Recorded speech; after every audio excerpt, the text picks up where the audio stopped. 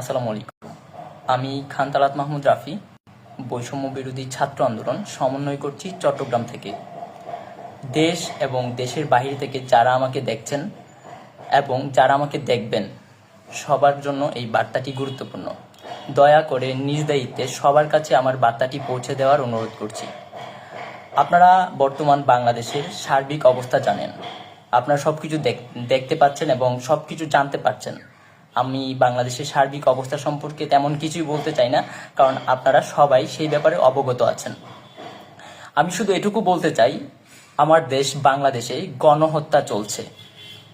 আপনারা দেখতে পাচ্ছেন যে আমাদের যে শহীদ ভাইয়েরা আছে, যাদেরকে হত্যা করা হয়েছে, খুন করা হয়েছে, আমি বাংলাদেশের ছাত্র জনতার যত শহীদ ভাইয়েরা আছে এবং যারা আহত হয়েছে তাদের প্রতি বিনম্র শ্রদ্ধা ও শহীদের প্রতি গভীর সমবেদনা